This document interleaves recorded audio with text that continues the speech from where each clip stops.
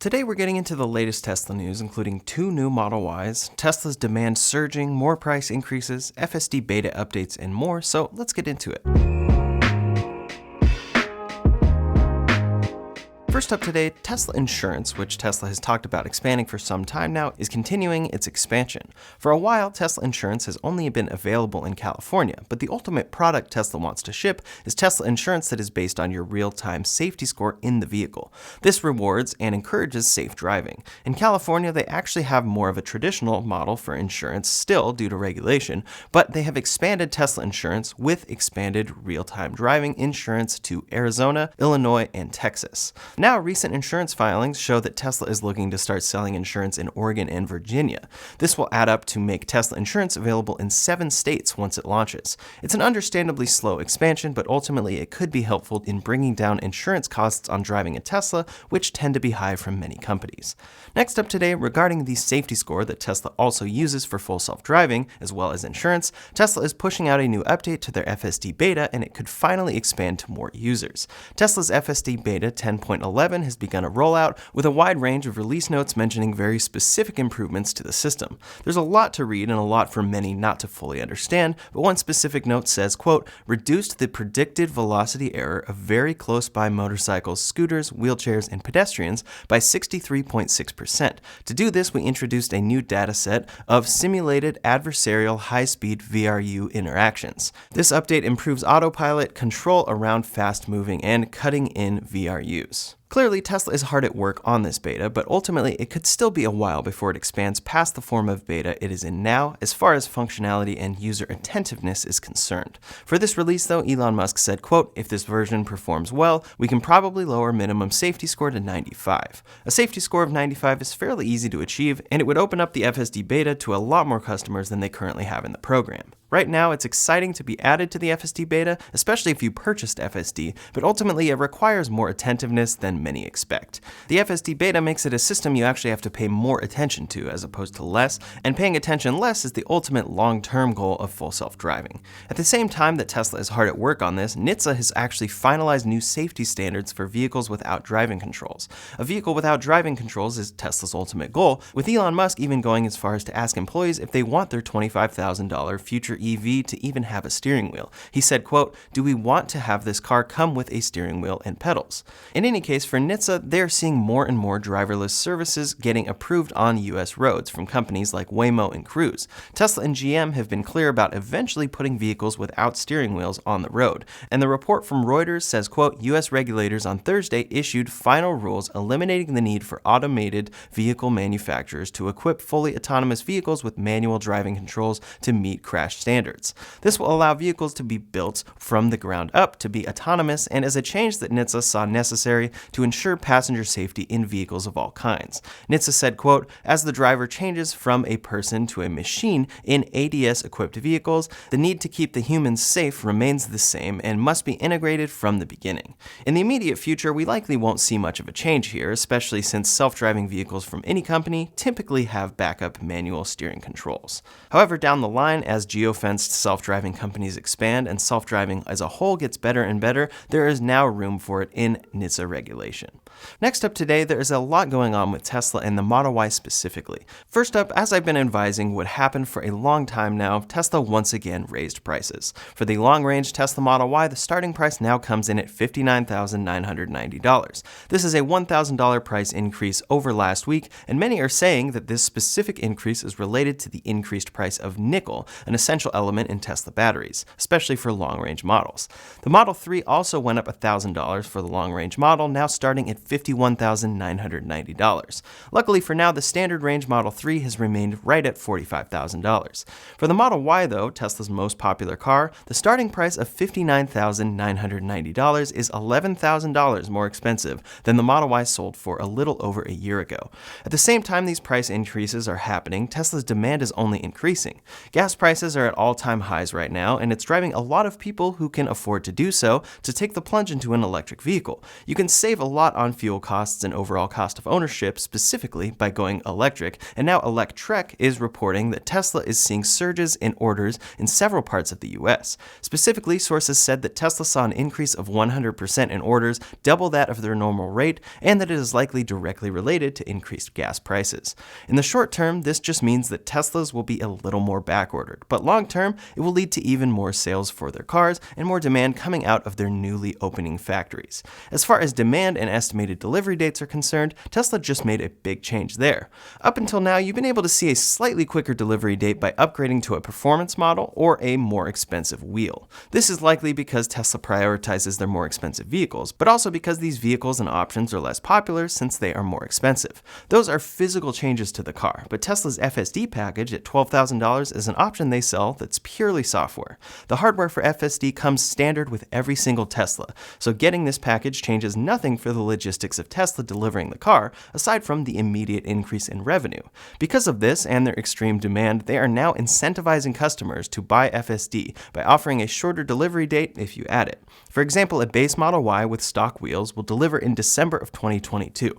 If you add the $12,000 FSD package, that delivery date moves up to May of 2022. Ultimately, as someone who now consistently recommends against buying the FSD package at $12,000, I find this frustrating.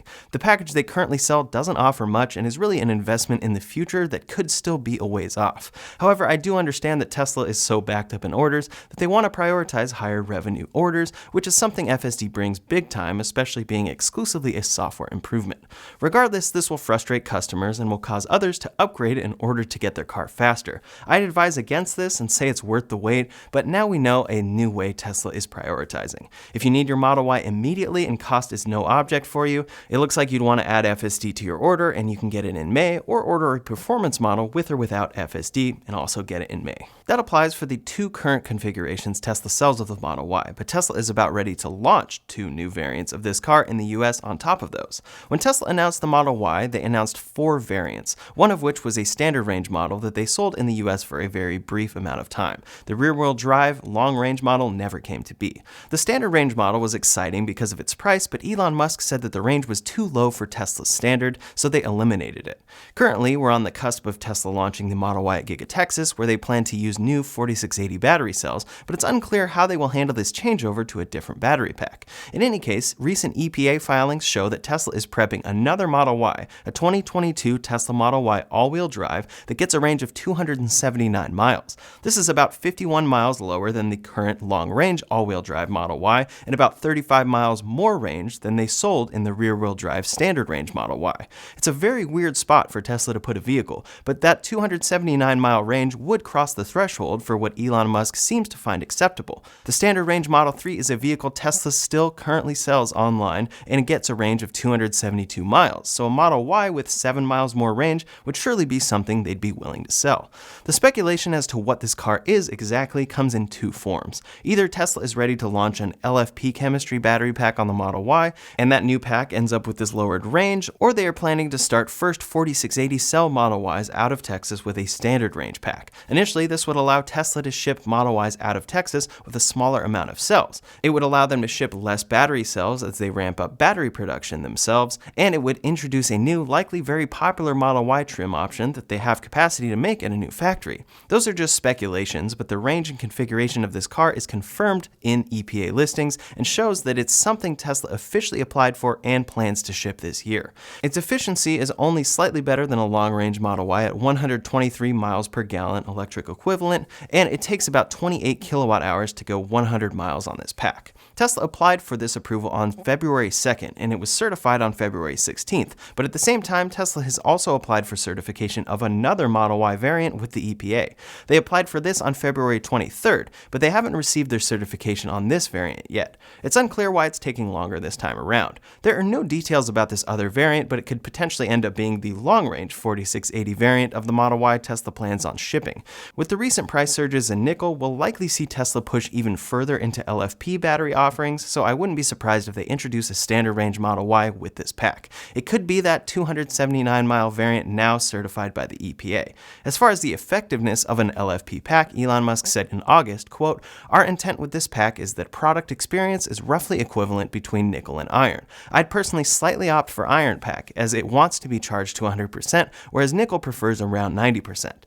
There are benefits and downsides to this chemistry over nickel chemistry, but we'll have to see what Tesla truly ends up shipping. My personal theory is that Tesla will start Giga Texas 4680 cell production with a standard range model. This will allow them to ship the new vehicle setup with their new packs in larger quantities, and it won't end up killing off the Model Y they sell in Fremont and plan to sell for a long time coming." That's just my theory though, and it absolutely could turn out differently. Regardless, Tesla is getting EPA certification for 2 new Model Ys, and we should get many more details about those in the coming weeks. A standard range Model Y truly available in the US would be huge for Tesla and would open up that car to many more customers.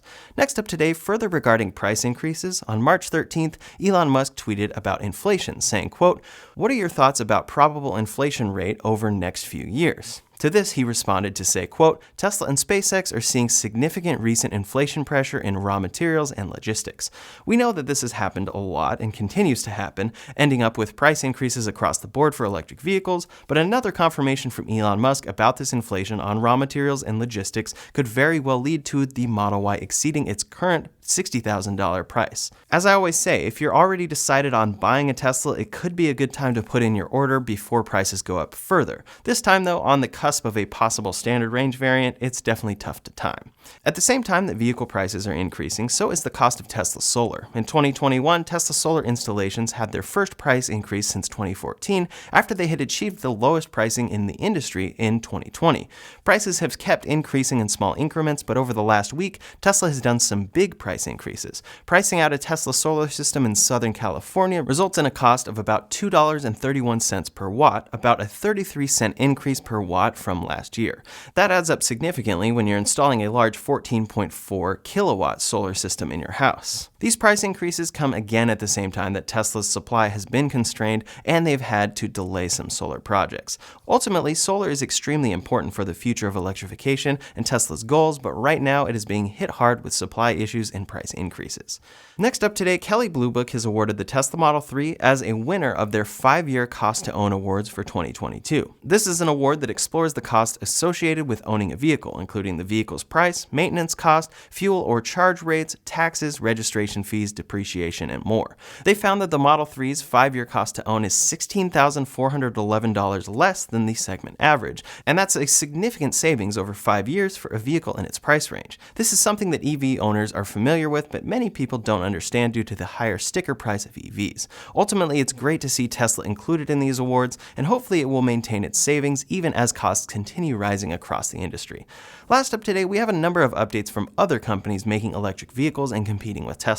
From Ford, they just announced their plans to introduce 7 new EVs in Europe by 2024. Jim Farley tweeted saying, quote, "Today, Ford announced our plan to introduce 7 new connected, all-electric vehicles in Europe by 2024. As part of our Ford Plus plan, we are all in and moving fast to meet the global demand for EVs. We expect to sell more than 600,000 EVs in Europe and 2 million plus globally by 2026. As we can see from the image they posted, they are planning a Puma, Sport crossover, medium-size crossover, the Mach-E, Transit Courier, Tourneo Courier, Transit Custom, Tourneo Custom, and E-Transit van. There are 7 different vehicles spanning all sizes necessary, and they plan to have connectivity in each of them. The reason for this announcement is that, quote, "We are targeting carbon neutrality across our European business by 2035. That means reducing the carbon footprint of our facilities, logistics, and supplies to 0. They are planning to start out with an all-electric crossover produced in Cologne in 2023, with another coming in 2024 that apparently is already iconic. Great to see Ford expanding EV plans, and hopefully we'll see the launch of the F-150 Lightning in the US soon. For VW, who is already making the ID4 in the US, they just officially unveiled their ID Buzz. It's the reincarnation of the classic VW bus, and something they've been talking about for a long time now. There are multiple reviews available online now, but the main things VW announced are that the ID Buzz Buzz is fully electric. It includes connectivity, travel assist, a lot of cargo space, safety features, infotainment, and more. Unfortunately, they have yet to announce its range. Ultimately, it's a modern electric VW based on their ID platform in the shape of the classic VW bus. What it will end up being once it launches is the first electric minivan or microbus to market, and it's very exciting to see. The unfortunate part is that the ID Buzz has been teased for so long and finally just officially got unveiled but won't ship in the US until 2024. That's a long ways off considering how much people want electric vehicles now. Last up for other EV brands is Rivian, who released their Q4 2022 earnings this last week. They confirmed that they lost over $2.4 billion during their last quarter and are still facing significant challenges ramping up production. For 2022, they revised their production target and plan to make a total of 25,000 vehicles, which they will lose money on. So far in 2022, they have made 1,410 vehicles, a little more than they did last year, and they said, quote, "We are focused on our production ramp and are encouraged by the team's progress. This is reflected in strong recent week-over-week production rate growth, wherein our output has been constrained primarily by supplier constraints. The critical production areas of the plant, including battery module, general assembly, skateboard assembly, body shop, and paint shop, continued to each set record weekly production levels for Rivian. During the 2 trailing weeks prior to March 8th, we averaged a weekly production rate that was approximately 2 times the exit rate of Q4 2021. As of March 8th, we have produced 1,410 vehicles in 2022 and 2,425 vehicles since the start of production. Even after Rivian's price increases and overall pre-order price debacle last month, pre-orders have remained strong and they have cash on hand, but their stock has plummeted since its launch. They are currently in the most difficult part of the process with getting an EV scaled for production, so hopefully they make it through. They have a great product and I'm always rooting for more EVs. That's all the latest Tesla news for today, so in the meantime, if you want to check out the top 11 mistakes to avoid when buying a Tesla, you can check out that video linked up here or in the description below. Thanks so much for watching, and I'll see you on the next one.